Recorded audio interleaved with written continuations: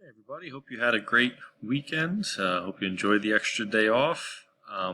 Today we're going to go back to 9.1. We're going to simplify some more radicals, and today we are going to be working with rationalizing the denominator.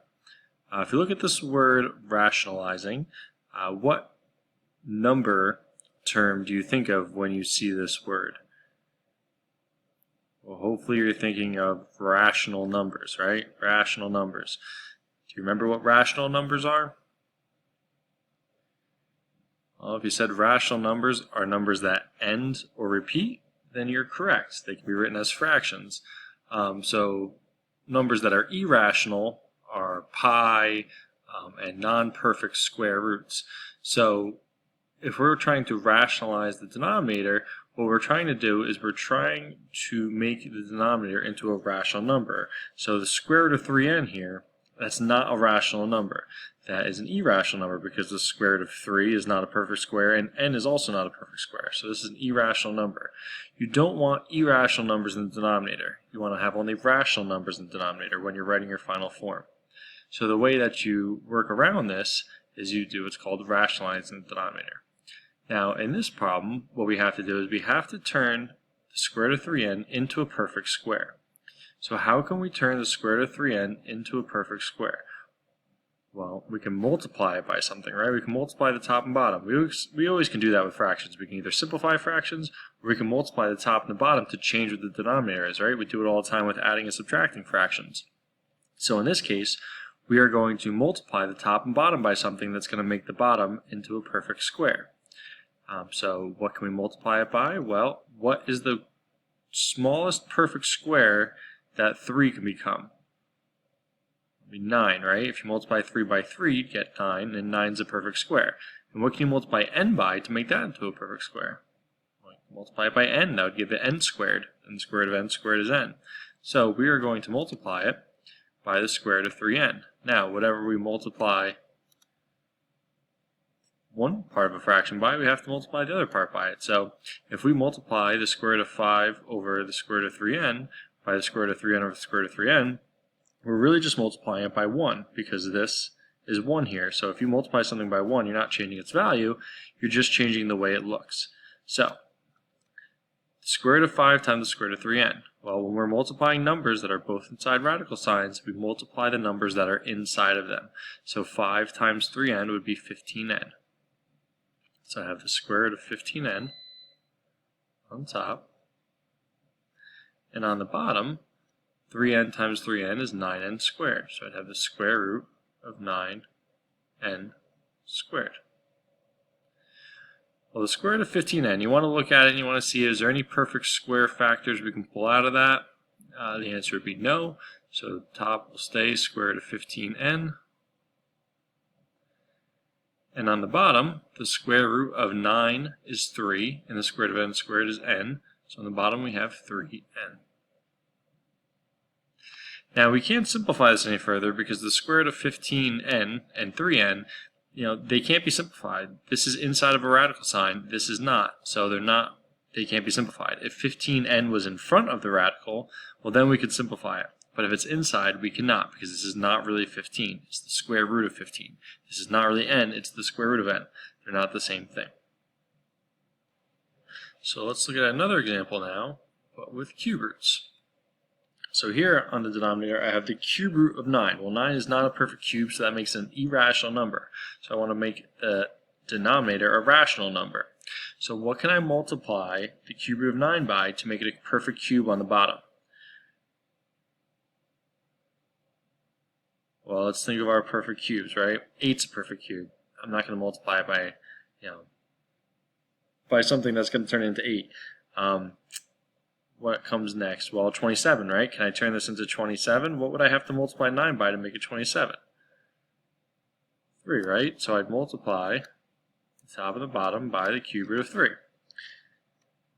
So if I multiply it by the cube root of 3 over the cube root of 3, the top becomes, well, this is 2 on the outside, and then there's a 1 in front of here, right? Even though you don't see it, there's a 1 there. So 2 times 1 would be 2. So it's 2 cube root of 3. And then on the bottom, we would get the cube root of 27.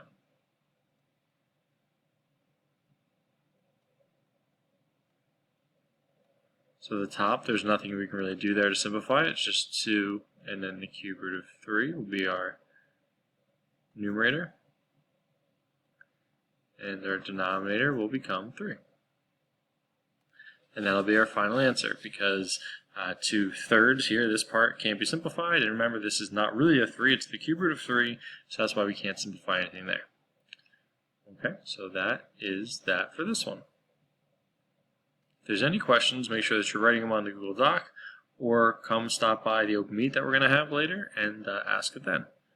Okay, so what I'd like you to do now is I would like you to go to here, try these 4 out. You're trying to rationalize the denominator, so you want to multiply the top and bottom by the same thing. That's going to make the denominator a rational number. Okay, so once you pause the screen, give it a try. When you're ready, press play, and we will watch them be answered. So I'll give you a second to pause it.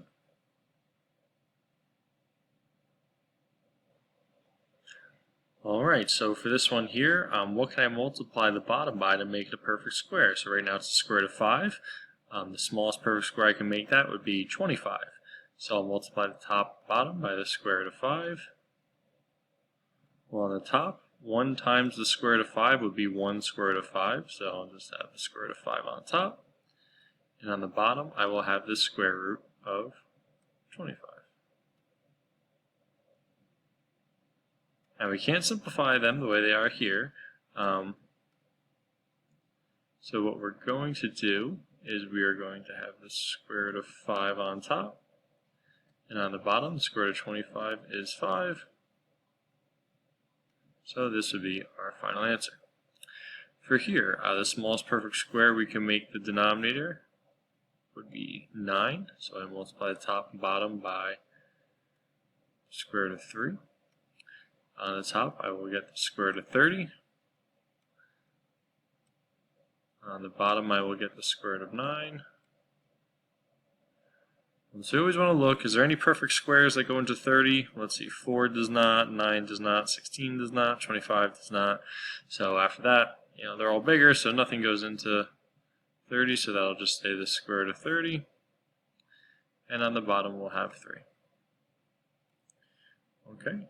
For this one, we are going to multiply the top and bottom by 2x.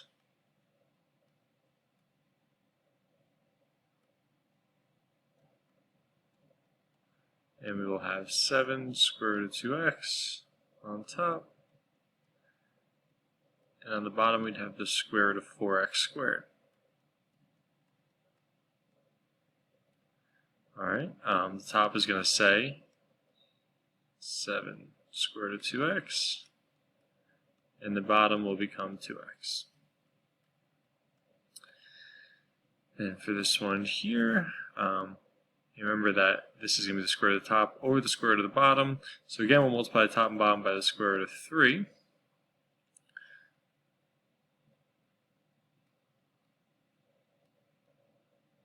And on the top, that'll give us the square root of 6y squared. And on the bottom, we'll have the square root of 9.